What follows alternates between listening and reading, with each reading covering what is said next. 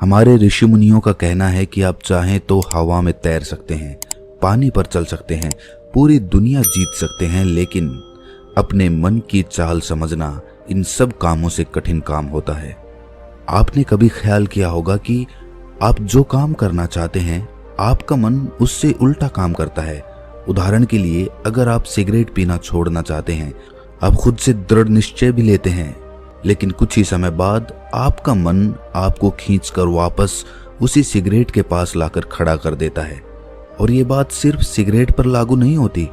हमारे जीवन में, हम सब के जीवन में बहुत सारे ऐसे काम होते हैं, ऐसी आदतें होती हैं जिन्हें हम छोड़ना चाहते हैं, लेकिन हम चाहकर भी उन आदतों को छोड़ नहीं पाते हैं।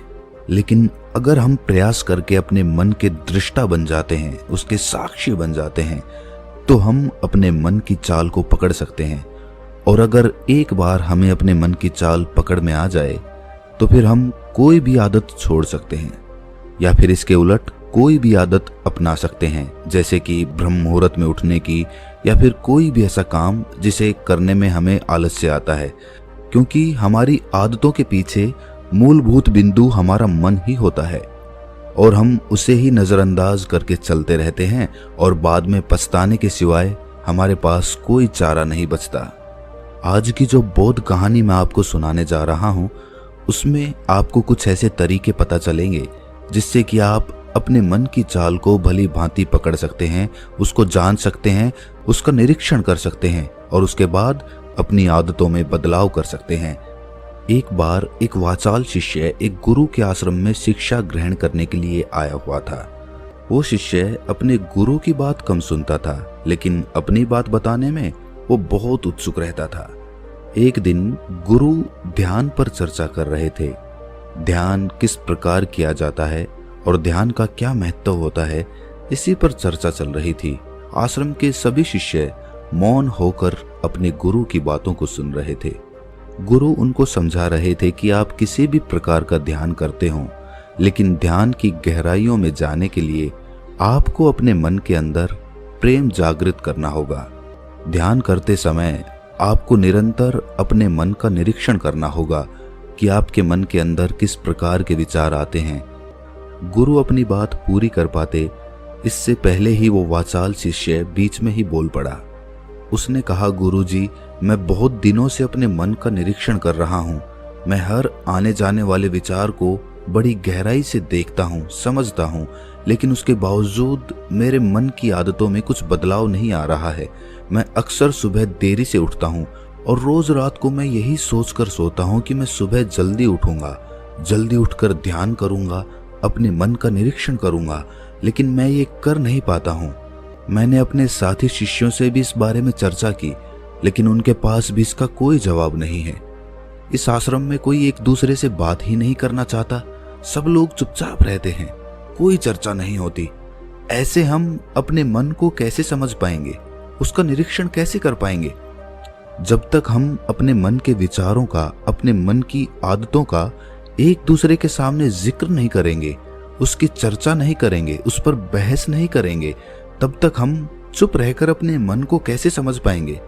कृपया करके इन सभी शिष्यों को समझाने की कृपा करें कि कम से कम एक दूसरे से अपने मन की बात साझा तो करें। उनके मन में क्या विचार चलते हैं, ध्यान में उनके अंदर क्या बदलाव आता है, वो क्या महसूस करते हैं ध्यान करते वक्त। कम से कम आश्रम में इन बातों की तो चर्चा होनी चाहिए।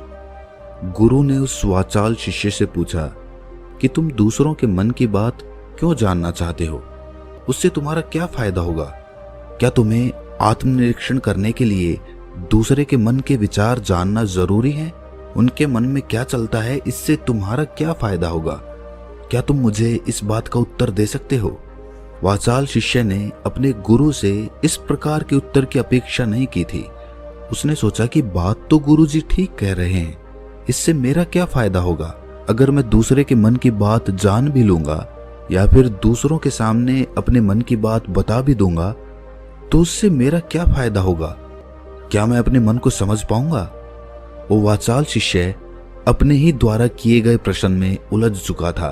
उसके पास इसका कोई उत्तर नहीं था, लेकिन फिर भी उसने दूसरे शिष्यों के सामने अपनी बात को ऊंचा दिखाने के लिए गुरुजी से कहा कि गुरुजी, अगर हमें ये पता चल जाएगा कि दूसरे के मन में क्या विचार चलते हैं और उन विचारों का वो ध्यान में जाकर किस प्रकार निरीक्षण करते हैं, तो इससे तो हमें भी ध्यान लगाने में आसानी रहेगी।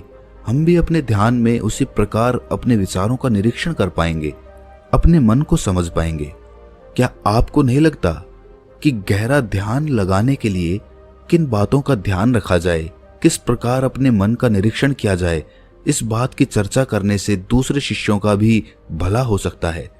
गुरुजी ने उससे पूछा कि मान लो कोई शिष्य गहरा ध्यान लगा पाता है और अगर वो तुम्हें अपनी मनोदशा बता भी दे कि किस प्रकार वो अपने मन का निरीक्षण करता है, अपने विचारों का निरीक्षण करता है, तो तुम्हें क्या लगता है कि ये जानकर तुम भी गहरे ध्यान में उतर पाओगे? अगर तुम ऐसा सोच रहे हो तो मैं तुम्हें एक बात बता दूं कि तुम अपने ही मन के बनाए हुए जाल में खुद फंस जाओगे। अगर तुम्हें कोई ऐसी प्रक्रिया पता चल गई कि गहरे ध्यान में किस प्रकार प्रवेश किया जाता है, तो तुम्हारा मन उसी प्रक्रिया का अनुसरण करने की कोशिश करेगा। तुम वर्तमान में उपस्थित होकर अपनी मनोदशा नहीं समझ पाओगे, बल्कि तुम्हारा मन तो उस प्रक्रिया के विचारों में उलझा रहेगा। तुमने अपने मन को एक काम दे दिया करने के लिए और तुम्हारा मन उसी काम को करता रहेगा। तुम भी उस काम में सम्मिलित हो जाओगे, तो तुम अपने मन का निरीक्षण किस प्रकार कर पाओगे? क्योंकि तुम तो खुद अपने मन के साथ सम्मिलित हो गए, तुम तो खुद अपने मन के साथ एक हो गए। गुरुजी ने बताया कि तुम अपने मन को तभी समझ सकते हो जब तुम अपने मन से अलग हटकर अपने मन को देख पाओ, अपने मन की चाल को दूर से खड़े होकर समझ पाओ। जिस भी विषय को या जिस भी चीज को तुम्हें समझना हो, तुम्हें उसे अलग होकर देखना होगा। अगर तुम उसके साथ एक हो गए तो तुम उसको कभी नहीं समझ पाओगे, तुम उसके साथ सम्मिलित हो जाओगे। जिस प्रकार तुम अपने विचारों को समझने की कोशिश करते हो, लेकिन विचारों को समझते समझते तुम अपने ही विचारों में खो जाते हो, कभी अनुभव किया है तुमने? शिष्य ने हाँ में सर हिलाते हुए कहा कि गुरुजी, जब भी मैं अपने विचारों का निरीक्षण करने लगता हूँ तो ऐसा ही होता है, मैं अपने ही विचारों में खो जाता हूँ। कुछ समय बाद मुझे ध्यान में आता है कि मैं अपने विचारों का निरीक्षण कर रहा था, तो उसके बाद मैं फिर से अपने विचारों का दृष्टा बन जाता हूँ, उनका साक्षी बनने की कोशिश करने लगता हूँ। लेकिन कुछ समय बाद मैं फिर से अपने विचारों के साथ एक हो जाता हूँ। गुरुजी ने सभी शिष्यों को समझाते हुए कहा कि जिस प्रकार एक गुस्से से भरा हुआ आदमी कभी भी अपने गुस्से का निरीक्षण नहीं कर पाता, क्योंकि वो खुद अपने गुस्से के साथ एक हो जाता है, वो अपने गुस्से को ही अपना अस्तित्व मान लेता है और इसीलिए वो ये कभी नहीं देख पाता कि ये गुस्सा उसके मन को किस प्रकार प्रभावित कर रहा है, किस प्रकार ये गुस्सा उसके मन को दुखी कर जाएगा। वो कभी नहीं देख पाएगा, क्योंकि उसके पास वो कला नहीं है कि वो अपने गुस्से को अपने से अलग करके देख पाए। इसी चीज के लिए सारे अभ्यास बने हुए हैं, ताकि तुम सिर्फ एक दृष्टा, एक साक्षी बनकर सभी चीजों को उसके परिपूर्ण, उसके असली स्वरूप में देख पाओ। और जब तुम सभी चीजों का, सभी विचारों का असली स्वरूप देख लेते हो, तब तुम्हें उसकी अनित्यता पता चलती है। तब तुम्हें पता चलता है कि ये सब आने जाने वाली चीजें हैं, लेकिन चेतना, कॉन्शियसनेस, वो हमेशा इंसान के साथ रहती है। वो दृष्टा, वो साक्षी जो उसको देख रहा है, वो हमेशा जीवित रहता है, वो कभी नहीं मरता, वो नित्य है। और वही चेतना होती है। चेतना किसी भी चीज से कभी भी बंधी हुई नहीं होती। चेतना तुम्हारा होश है।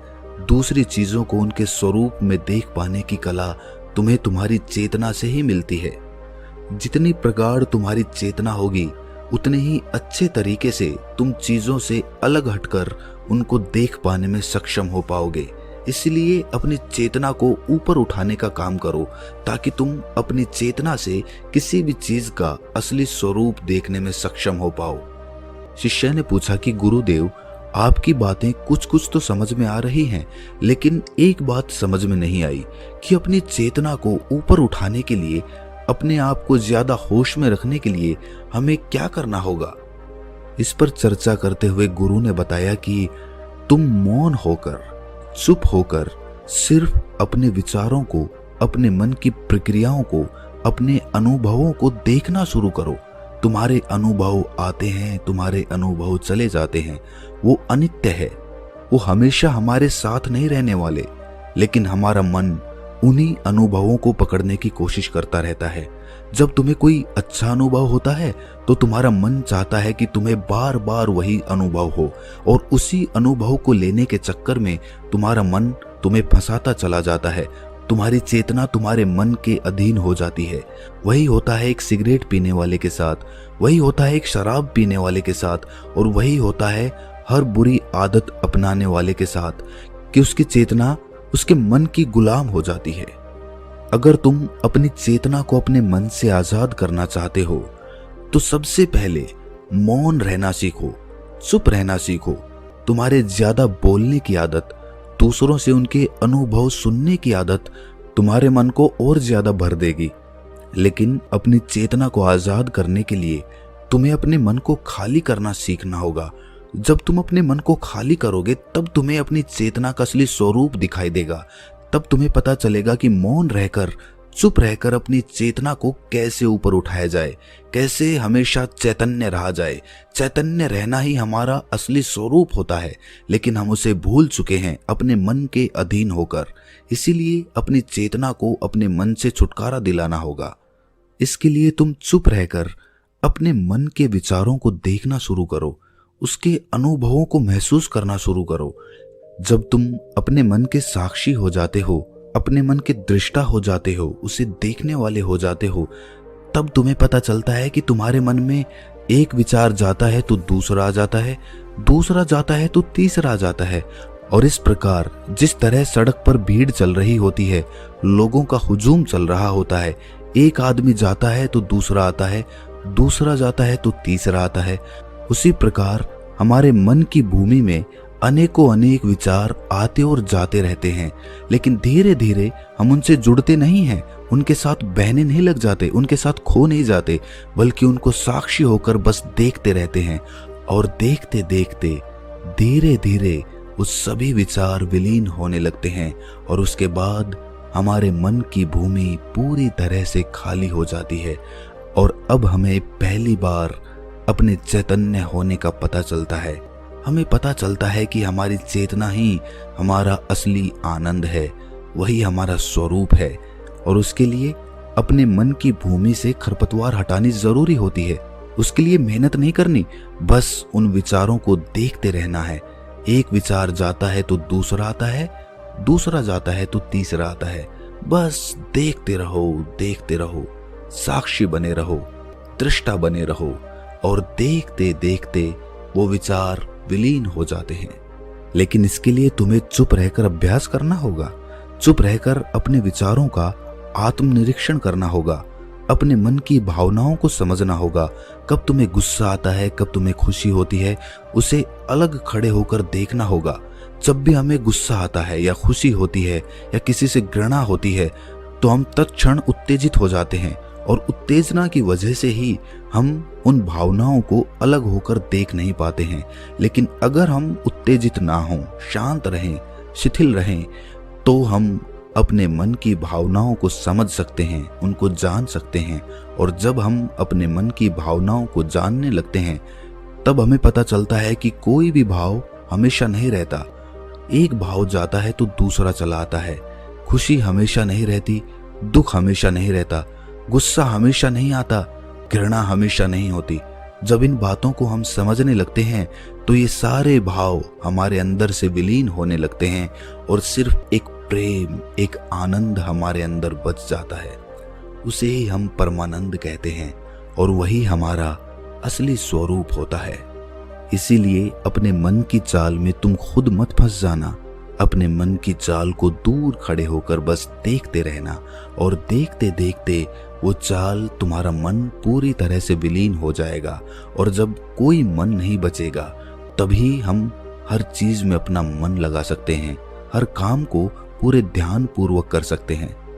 असल में मन का विलीन होना ही ध्यान में प्रवेश होता है। जब तक हमारा मन हावी होता है तब तक हम ध्यान में प्रवेश नहीं कर पाते, क्योंकि हमारा मन करेगा तब हम ध्यान करेंगे, और जब हमारा मन नहीं करेगा तब हम ध्यान नहीं करेंगे। और ऐसा हर काम में लागू होता है।